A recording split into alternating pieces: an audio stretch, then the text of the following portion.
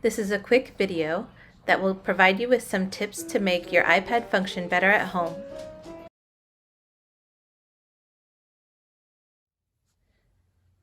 If your iPad is running slow, or if you're just trying to keep it running as well as it possibly can, then there's a couple things that you can try. One of them is to make sure apps that you're not using anymore are closed. And that's really easy to do.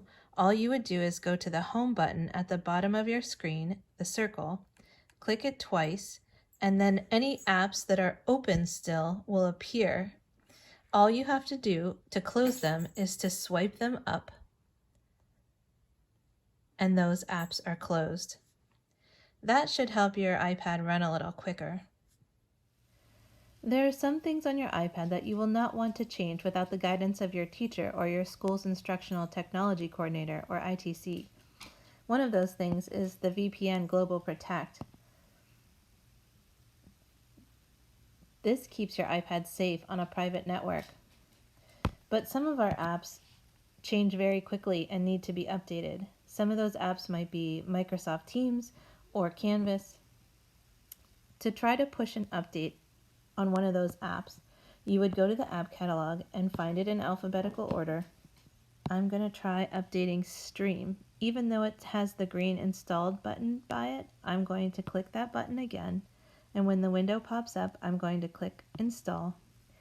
I'm going to wait for that green bar at the bottom to disappear, and when it does, I'm going to click the home button at the bottom of my screen. I'm going to go back to the home screen and see that pinwheel to know that it's actually been updated. I also know that it's recently been updated because it has the blue dot beside the name. This is a good idea to do with apps like Teams and Canvas and Seesaw that often make changes to their product and will work better on our iPads if we push that update out.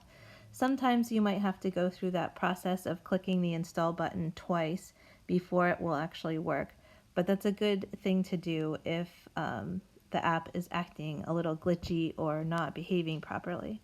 That makes sure that you have the latest update on your iPad. An iPad is hardware, and sometimes hardware needs to shut down to work properly. Even if you are remembering to shut your iPad all the way on and off at least once a week, you still might need to do something called a hard reset to fix small issues, or if your iPad freezes up on you. A hard reset gives your iPad a fresh start.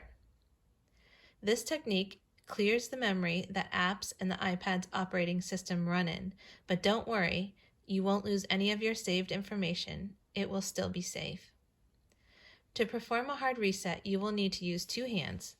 You will hold down the home button at the bottom of the screen and the on-off power button at the top. You're going to do that at the same time. Continue holding the buttons even after the slider appears on the screen. If it does, eventually the screen will go black. When the Apple logo appears, let go of the buttons and let the iPad start up like normal. This is an easy way to troubleshoot your iPad at home.